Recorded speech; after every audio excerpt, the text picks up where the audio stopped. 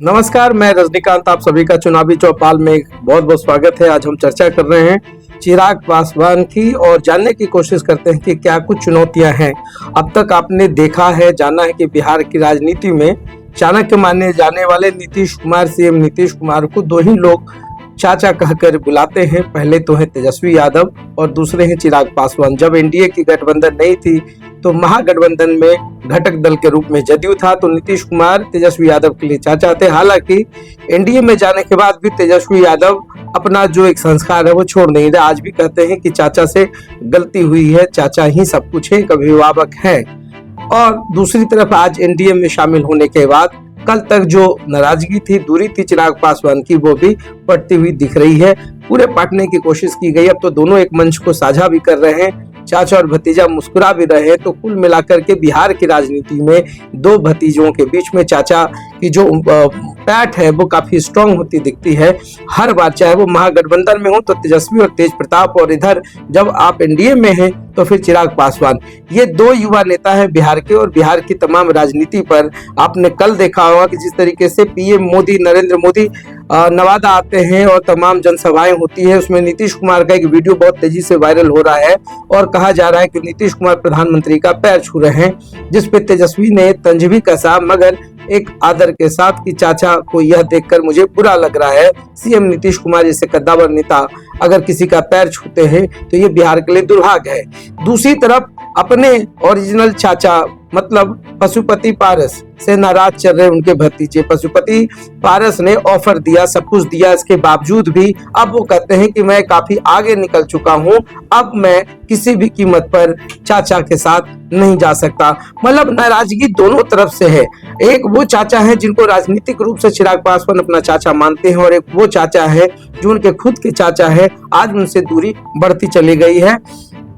खुल करके उन्होंने कहा है, हाजीपुर सीट का दौरा कर रहे हैं, हाजीपुर से चिराग पासवान जो है वो चुनाव लड़ रहे हैं। हालांकि तमाम चीजों के बीच में जो सबसे बड़ा एक मुद्दा बनता जा रहा है कि चिराग पासवान के इधर के कुछ फैसलों से पार्टी के बहुत बड़े बड़े नेता से लेकर कार्यकर्ता नाराज हैं। कई लोगों ने पार्टी छोड़ दी है और उसके पीछे का कारण यह समझा जा रहा है कि जिस परिवारवाद पर इतना कुछ हो गया, बावजूद इसके चिराग पासवान ने अपने परिवार को तरजीह दी। इस कारण से कई जो दिग्गज नेता थे उन्होंने दावेदारी कर दी है निर्दलीय के रूप में। बहुत लोगों ने लोजपा रामविलास पार्टी को भी छोड़ दिया है।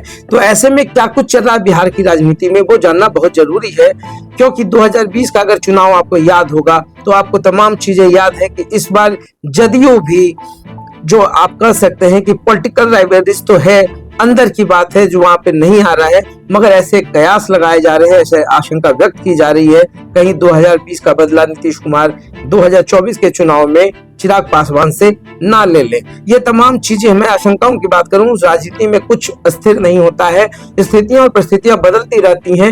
हो सकता है जदयू खुले मन से चिराग पासवान को सपोर्ट करे, या हो भी सकता है कि जो जदयू के कोर वोटर्स है या जो कार्यकर्ता है, कहीं उनके नाराजगी का सामना चिराग पासवान को ना करना पड़े। तो अब कुल 5 सीटों पे चिराग पासवान चुनाव लड़ रहे हैं। समस्तीपुर भी उन्हीं के खाते में गया है, जहां से सांभवी चौधरी, अशोक चौधरी की बेटी चुनाव लड़ रही है। माना यह भी जा रहा है कि अशोक चौधरी जो है डैमेज कंट्रोल में लगे हुए हैं, ताकि वो लोजपा और जदयू के कार्यकर्ताओं के बीच में एक कोऑर्डिनेशन बना सके, क्योंकि उनकी बेटी खुद चुनाव लड़ रही है, वो भी लोजपा से, वो खुद जदयू से है। तो ऐसे में उन्होंने कमान तो संभाल रखा है, मगर जिस जमुई सीट की बात हो रही है वहां बहुत राह भी आसान नहीं है, क्योंकि वहां से जो कार्यकर्ता हैं और उनका जो एक मांग रहा है कि चिराग पासवान वहां से लड़े, अब उनके बहनोई यानी उनके जीजा वहां से चुनाव लड़ रहे हैं। तो क्या कुछ होगा समीकरण पे हम बात करते हैं। तो सबसे पहले समस्तीपुर में जो चुनौतियां आने वाली है उस पर भी बात करें, क्योंकि राजनीति में देखिए एक बहुत ही दिलचस्प बात है। मैंने पहले भी कहा था कि दोस्त, जब दो दुश्मन दोस्त बन जाते हैं तो फिर राजनीति में बहुत सारे जो ध्रुवीकरण है वो चेंज होता है, परिस्थितियां चेंज होती हैं। दूसरा जो समस्तीपुर सीट है, जहां से दावेदारी मानी जा रही थी उनके चचेरे भाई की, और खुद पशुपति पारस भी चाहते थे, हालांकि उनकी तो जिद थी कि हाजीपुर सीट उनके लिए छोड़ दिया जाए, क्योंकि उनके भाई की जो तमाम संघर्ष की कहानी है उस चीज को वो महसूस करते हैं। मगर चिराग पासवान अपनी विरासत को बचाने के लिए, अपने पिता की विरासत को बचाने के लिए एनडीए में जो भी कुछ हुआ वो सबने देखा कि आज एनडीए से अलग होकर पशुपति पारस अलग थलग पड़ गए हैं। हालांकि वो बार बार कहते हैं हम भतीजे की ही तरफ है, मगर भतीजा ऐसे हैं जो कहते हैं मुझे आपकी जरूरत नहीं है, नो थैंक्स, जब मुझे जरूरत थी तो आपने मुझे घर से निकाल दिया। तो ये तमाम चीजें चल रही है समस्तीपुर में। जैसा मैंने बताया आपको कि संभवी चौधरी हैं, पूर्व आईपीएस और धार्मिक न्याय संघ के अध्यक्ष किशोर कुणाल की बहू हैं।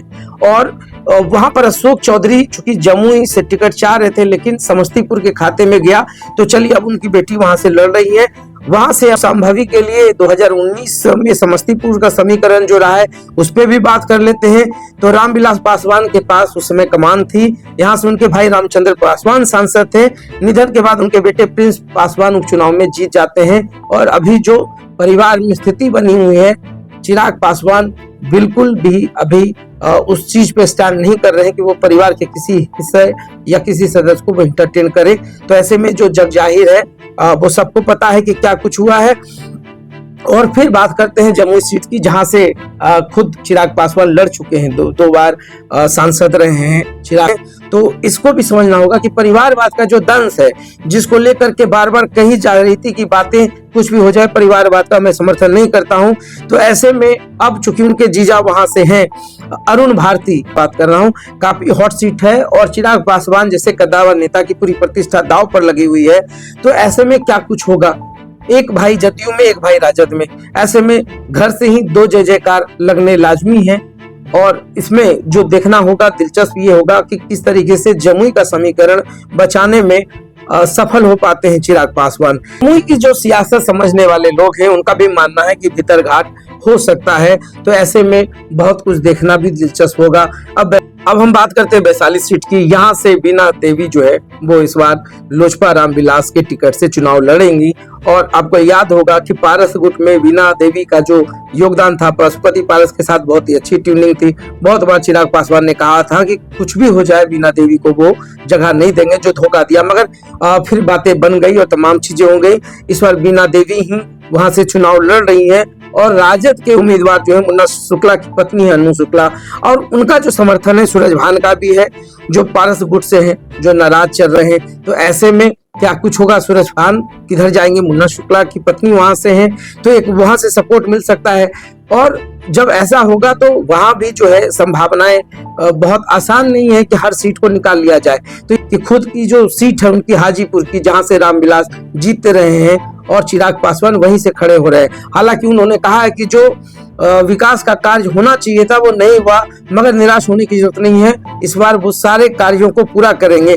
और यहाँ से भी जो एक तो 21 नेताओं ने जो एक साथ इस्तीफा दिया है तो उसका भी खामियाजा या उसका भी असर देखने को मिलेगा। कुल मिलाकर अगर कहा जाए तो चिराग पासवान जिन 5 सीटों पर लड़ रहे हैं, तो कहीं भीतरघाट की आशंका है, तो कहीं जदयू के कार्यकर्ता जो है जिनके अंदर ये टीस रहा होगा 2020 का, वो भी समीकरण को बिगाड़ने की कोशिश करेंगे।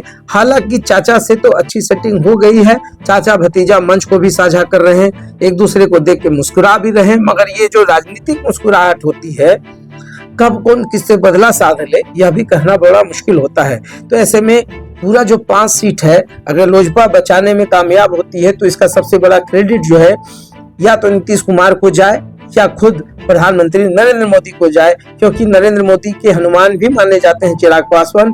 तो ये जो दूरियां हैं इसको पाटने की कोशिश लगातार जारी है।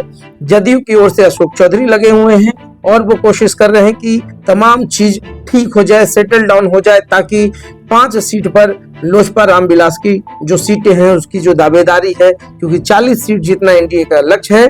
मगर राजनीति में कब क्या कुछ होगा यह कहना भी बड़ा मुश्किल है। तो देखते रहिए साथ। बहुत बहुत धन्यवाद।